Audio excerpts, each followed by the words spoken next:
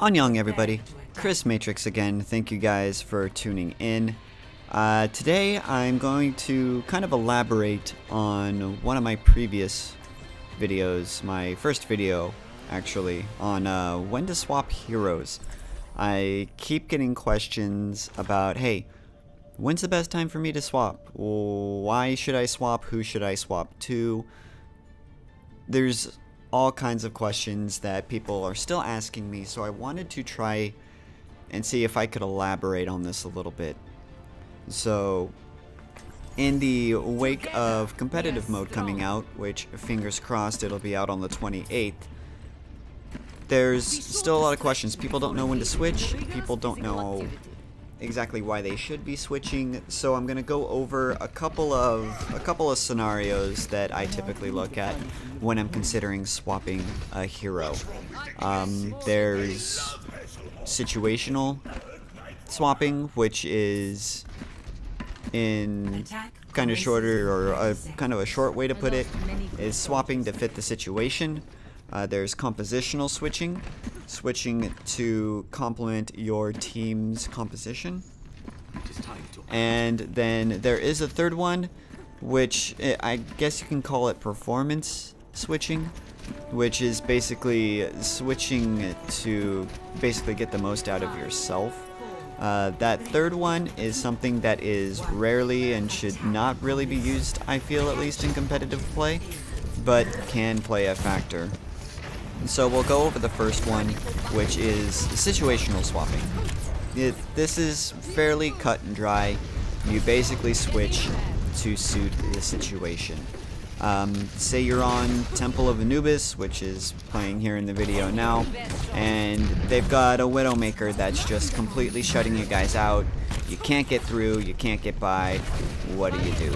You know, one might consider switching over to Mei to put an ice wall up to allow you guys to go into that left flank where Widowmaker may not be looking or may not be holding down, to try to gain a positional advantage that way. One might consider switching to a Diva to block the shots and allow your team to push through. But what if the other team has, you know, seemingly invincible odds? That's where compositional switching would come into play. Compositional switching basically is to fit your team's composition in order to achieve the desired goal, which if you're attacking is winning, if you're defending is winning. You see what I did there?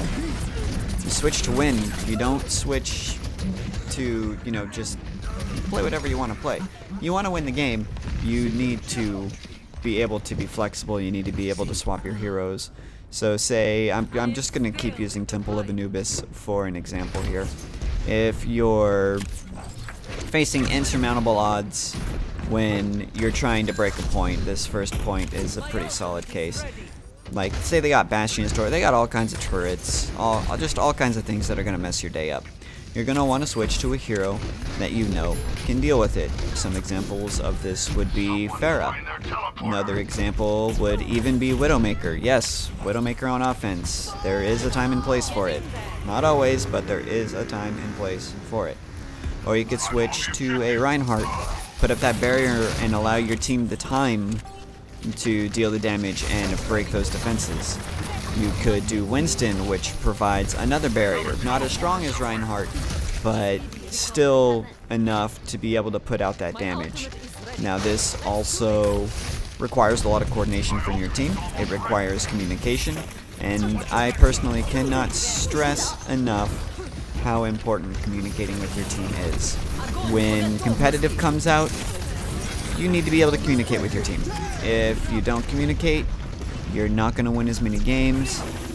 Toxic environments come out, and it's just not a good time. So, now that we've kind of gone over the first two, the third one I kind of want to touch on, you could call what I said earlier in the video performance-based swapping. So, if you feel that you can actually outmatch, outskill, outplay your opponent, which, let's be fair, in most cases people are pretty evenly matched, and that's something that they've actually done a pretty good job of so far with the matchmaking system. It is relatively balanced. I'm not saying it's perfect, I'm not saying they can't make tweaks, All I'm saying is it is reasonably balanced, so you're not going to get a massive skill disparity, you know, 4 or 5 times out of 10. It's more like 1, maybe 2 times out of every 15, where you're going to get somebody that's just, you know, completely outskilling you, or vice versa, where you completely outskill them. In this situation, you can switch to somebody that you know you perform really well with. A lot of people tend to use Genji in this scenario because he does have that, you know, that, I guess you could say, carry ability. Now, this isn't something that I recommend anybody do unless they can tell a very noticeable, and I mean very noticeable, skill discrepancy. It's not always easy to tell skill, you know, to tell if they're just completely incompetent compared to you. That's actually rather hard to see, especially when they're playing a different kind of role. Like, you don't know if a tank is going to be completely just incompetent. You don't know if their support doesn't know what they're doing until you know, are at least a couple of minutes into the match. You're just not going to know this. So this is the third method that I really don't recommend anybody. You know, I don't recommend anybody really do it unless they can make that very clear distinction, which, let's be honest here, most players cannot. Most people think, hey, I'm better than anybody I'm playing with, so I'm just gonna play whatever I want to play and just base roll. Yeah, welcome to Overwatch. You're gonna be losing a lot more games if you try to do that. There's only a very, very few select scenarios in which that will actually work into your advantage. And even in those scenarios, that does involve some cost to your team. And you better pray that your team can be able to, you know, work with it. If your team gives you the flexibility to pick whatever you want, great, go for it. Nobody's going to stop you. They're going to help you. You're going to get to play your best champion. That's the ideal scenario, right?